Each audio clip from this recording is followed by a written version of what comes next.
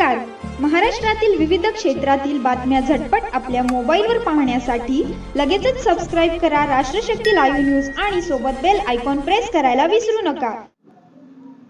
सांगोला नगरपालिकेची निवडणूक साहेब अंतिम टप्प्यात आहे. आज इतर राज्याच्या मुख्यमंत्र्यांची सभा देखील आहे. मुळातच ही निवडणूक सुरू झाली तेव्हापासून शेतकरी कामगार पक्षाच्या बाबतीमध्ये काही भूमिका लोकांच्या होत्या. मुळात हा बालेकिल्ला राहिला. एवढे अनेक वर्ष शेतकरी कामगार पक्षाचे लोक या नगरपालिकेमध्ये आहेत. परंतु यावेळेला मात्र ऐन टायमाला शेवटच्या टप्प्यामध्ये शेतकरी कामगार पक्षामध्ये काम केलेला आणि शेतकरी कामगार पक्षाच्या बाजूने उभा राहणारा माणूस ऐन वेळा भारतीय जनता पार्टीनं आपल्याकडे घेतला आणि अक्षरशः बाबासाहेब देशमुखांनी त्याला पाठिंबा दिला. आणि हे सांगोल्याकरांसाठी न समजणारं कोड होतं. त्या समीकरणाची उकल आणि ते देशमुखांच्या नजरेत काय मग पुढे झाले. एकंदर ही जी घटना घडली, पहिला तर पक्षानं माझी स्वतःची भावना आहे किंवा आत्तापर्यंत पक्षातील इथे नगरपालिकेतील सर्वच कार्यकर्त्यांची ही भावना होती की शेतकरी कामगार पक्षाचा नगराध्यक्ष हवा होता आणि युत्या आघाड्या ह्या पूर्वी होत होत्या. मग त्या कधी काँग्रेसबरोबर झाल्या असतील, कधी बापूंबरोबर झाल्या असतील किंवा दीपकाबांबरोबर झाल्या असतील आणि आज जर भाजपबरोबर होत असेल तर युत्या आघाड्या ह्या होतच होत्या. तर त्या संदर्भात लोकांची मानसिकता असते युत्या आघाड्यांबरोबरच्या. पण आपलं जे केंद्रस्थानी म्हणून जे काही राजकारण ह्या शहरावर या तालुक्यावर जे शेतकरी कामगार पक्षाचं मागची 55-60 वर्ष आता होत असतील, पण या पक्ष जपण्याचं जे काम केलं आहे आत्तापर्यंत, आज काही लोक हयात नसतील, पहिल्या पिढीतील, दुसऱ्या पिढीतील, तिसरी चौथी पिढी आज आहे, तर त्यांच्यासाठी ती भावना खूप महत्त्वाची होती की जी केंद्रस्थानी म्हणून बाकीच्यांना सोबत घ्या पण पक्ष हा केंद्रस्थानी म्हणून लढायला पाहिजे होती. ती कुठं होताना दिसली नाही. ती खंत जी काही तुम्ही बोलताय ते निश्चित मी ह्याच्या आधी पण सांगितलं होतं की थोडी पक्षामध्ये खंत होतीच, पण ही खंत अचानक ह्या ज्या काही घटना घडली की त्याच्या माध्यमातून झाली आणि ती शेवटच्या दिवशी झाली. पक्ष सावरताही आला असता, पक्षाची जास्तीत जास्त उमेदवार देताही आले असते. थोडंसं ह्याच्यामध्ये काही गोष्टींना शंकेला वाव मिळतो की पक्षाच्या एबी फॉर्मवर एकही उमेदवार नाही आहे. जेचे उदाहरण देताना आपल्याला सांगता येईल की अलिबागमध्ये आपण खटारा या चिन्हावर शेतकरी कामगार पक्ष नगराध्यक्षपदावर एक तरुण उमेदवार आहे.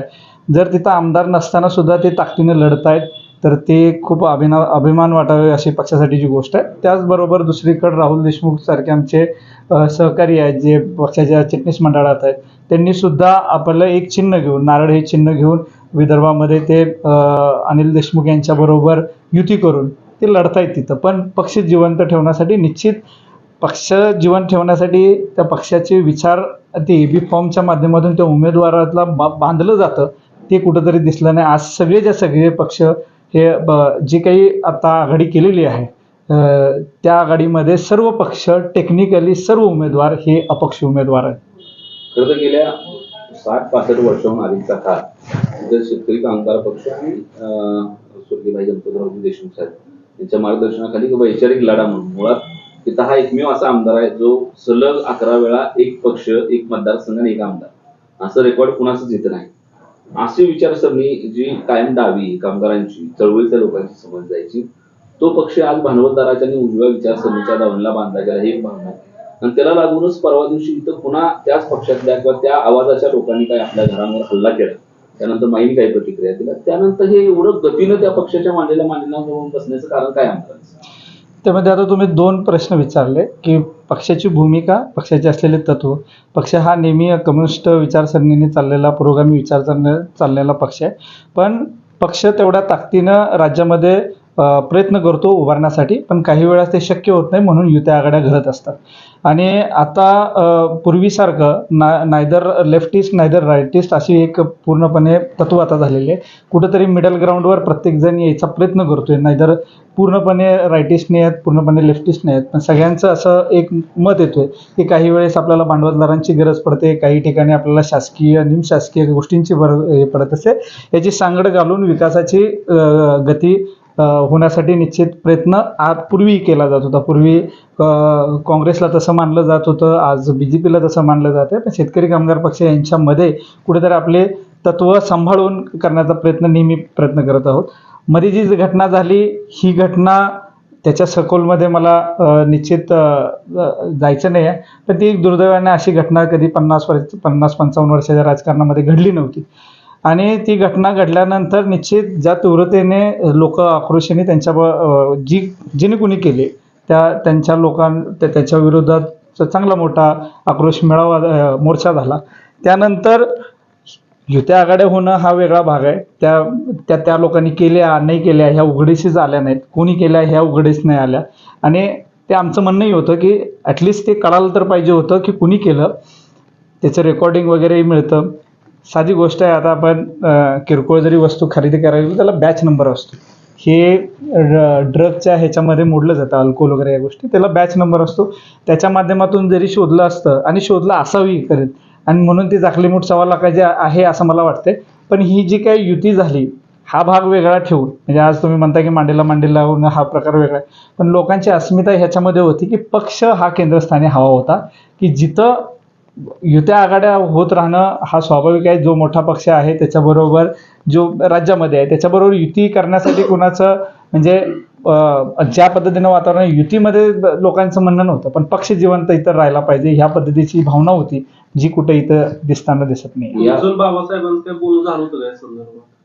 बाबासाहेबांचं कुणाशीच बोलणं झालेलं नव्हतं. जेवढ्या कवड्यांचे मला फोन आले होते हा त्यांचा वैयक्तिक निर्णय होता, हा सगळ्या ज्येष्ठ मंडळींनी सांगितला होता.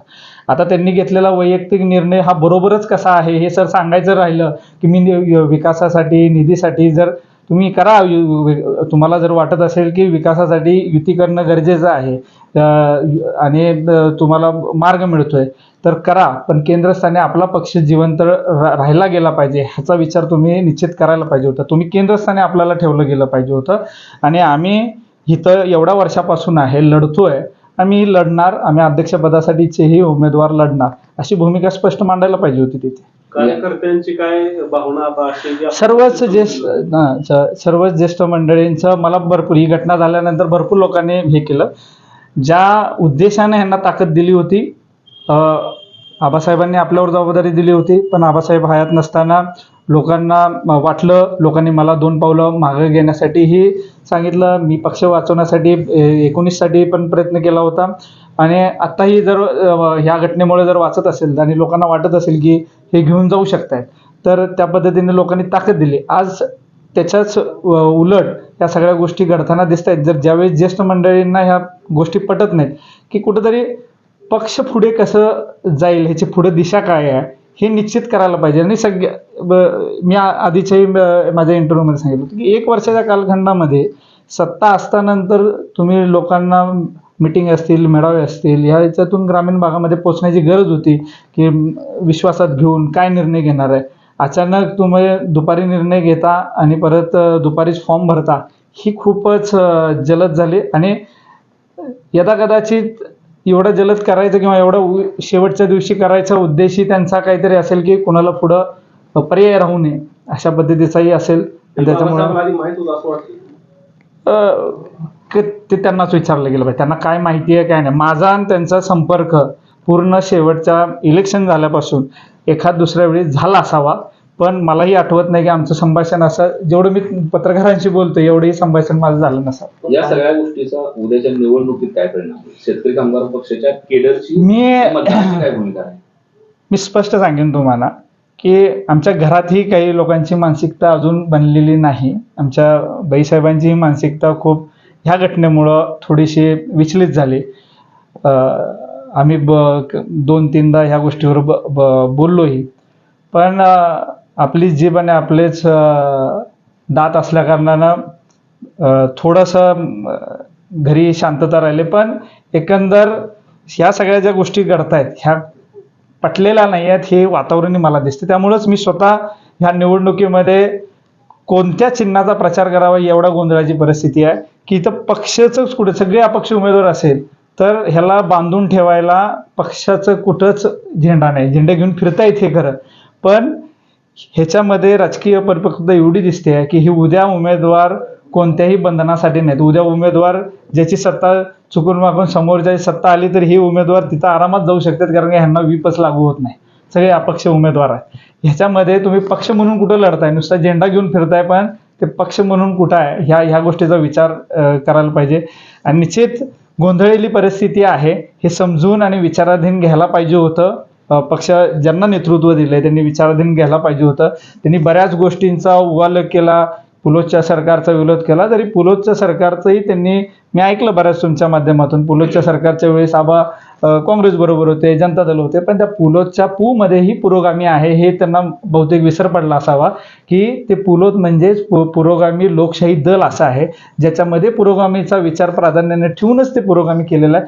आता तुम्ही कसंही बोलायचं म्हणलं तर तुम्ही काहीही बोलू शकता, ह्याला काही मर्यादा नाही, ठीक आहे. आणि मी हे पत्रकार बांधवांना स्पष्ट म्हणतो, कसं राहतं की तुमच्याही काही अडचणी असतात, इलेक्शन दरम्यान तुम्ही तुमच्या पद्धतीने सगळ्या न्यूज कव्हर करता, पण जो बघणार आहे त्यानं ते सगळ्या गोष्टी नीट बघितल्या गेल्या पाहिजेत. तुम्ही दाखवायचं काम करता, त्याला किती घ्यायचं आहे ते त्यानं घ्यायला पाहिजे.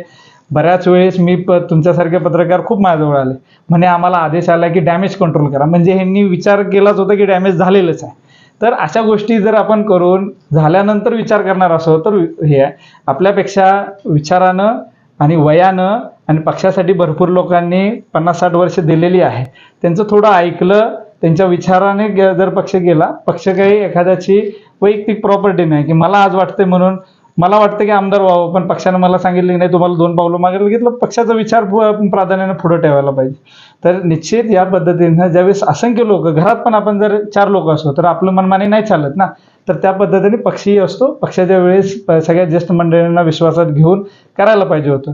काही लोक ज्यावेळेस हा निर्णय झाला त्यावेळेस सुद्धा भीमनगरचे असतील, मुसलमान समाजाचे असतील, ही सगळी लोक आमच्याकडे आली होती, ते त्यांच्या डोळ्यामध्ये अश्रू होतं. पण निर्णय घेतल्यामुळं आणि शेवटच्या दिवशी पर्याय न राहिल्यामुळं सगळ्यांनी ती बाजू, पण ते मनापासून आहेत का नाहीत हा नेतृत्वाने विचार करायला पाहिजे. यदा कदाचित ही इंटरव्ह्यू झाल्यावर परत अजून ते इंटरव्ह्यू घेतील आणि काहीतरी याच्यावर अजून काहीतरी वेगळ्या पद्धतीचं स्पष्टीकरण देतील, पण हे सगळ्यांना मान्य आहे की काय नेमकं चुकलेलं आहे हे लोकांना माहिती आहे. आता अनिकेत देशमुख आणि तुमच्याकडे नाराजी लोक झाली, तुमच्याकडे आली होती, तुमच्या सगळ्यांचं काय स्टँड असणार आहे या निवडणुकीत? मी त्यांना सांगितलेलं आहे की तुमच्या वार्डामध्ये, कारण का पक्षाचं इथं कुठंच नाही आहे, पक्षाचा उमेदवारच नाही, तुम्हाला जो आपलासा वाटेल, ही तुमच्या वार्डाची निवडणूक आहे, तुमचा जो आपलासा वाटेल, जो तुमच्या ऐकण्यात आहे, तुम्हाला तुमच्या हाकेला जो उभा राहणार आहे त्याला तुम्ही मतदान करा. पक्षाला मी एवढंच आव्हान करेन की मी आहे तोपर्यंत पक्षासाठी चांगल्या पद्धतीने काम करेल, तुमच्या अडचणीला काम करेल. ही झालेली जी घटना आहे ही पुन्हा भविष्यात होणार नाही हे मी 100% सांगेन. पंचायत आणि जिल्हा परिषदेच्या वेळेस आपण ताकदीनं करू. काही गोष्टीला आपल्याला आपण विश्वास ठेवला, पण त्या शेवटच्या दिवसांनी निर्णय घेतल्यामुळं आपल्यालाही काही करता आलं नाही. तरी पण मी जास्तीत जास्त अपक्ष उमेदवार भरण्याच्यासाठी हे केला, पण ते तेवढे अपिलिंग कॅन्डिडेट नसल्याकारणानं तोही निर्णय आम्ही हे केला. पण मी लोकांना आवाहन करेन, आपापल्या ह्याच्यामध्ये जो कोणी कॅन्डिडेट तुम्हाला योग्य वाटेल त्याच्या पाठीशी तुम्ही ताकद द्या, त्याला ताकद द्या, तो निश्चित तुमच्या कामाला येईल. अनिकेत देशमुख याच्यापूर्वी देखील शेतकरी कामगार पक्षाचा एक गट, एक विचार आणि बऱ्याच गोष्टी घेऊन पुढे चालले होते विधानसभेपूर्वी देखील, परंतु मताची विभागणी आणि बाकीच्या गोष्टींनी तुम्ही 2 जण एकत्र आला, लढला. पुन्हा एकदा ती परिस्थिती आहे की शेतकरी कामगार पक्षाचा तुम्ही म्हणताय तसा एक गट नाराज आहे, तो मैदानावर पण दिसतोय. उद्या तुम्हीच उल्लेख केला जिल्हा परिषद पंचायत समिती आहे, पुन्हा अनिकेत देशमुख हाच शेतकरी कामगार पक्षाचा विचार आणि गट घेऊन एक वेगळी भूमिका घेऊन ह्या गटाला उभारी देण्याचं काम करतील असं आम्हाला दिसतं. निश्चित तुम्ही जो विषय मांडला तो बरोबर आहे, पण पक्षातील ज्येष्ठ मंडळी ज्यांनी विश्वास ठेवला आधी, तीच मंडळी भविष्यामध्ये त्यांना ह्या गोष्टीचा जाब निश्चित विचारतील अशी माझी अपेक्षा आहे. आणि जर ही गोष्ट त्यांना वावगी वाटत नसेल तर भविष्यात पक्षच राहील का नाही हा मला प्रश्न पडतो. जर चिंतेची बाब वाटत नसेल ज्येष्ठांना तर उद्या जशी काही लोक आत्ता गेलेली आहेत तर तशी भविष्यात जाणार नाहीत, हे म्हणजे जाऊ शकतात असं मला वाटतंय. कारण का विकासाला जर तुम्ही केंद्रस्थानी तुम्हा स्वतःच्या पक्षाला ठेवलं नाही आणि विकासासाठी जर तुम्ही जर एखाद्या पक्षाचे साथ घेत असाल, त्यांनाच नेतृत्व देत असाल, तर लोक वाई मार्गे सातारा का जातील, डायरेक्ट सातारा का नाही जाणार, हा विचार केला गेला पाहिजे.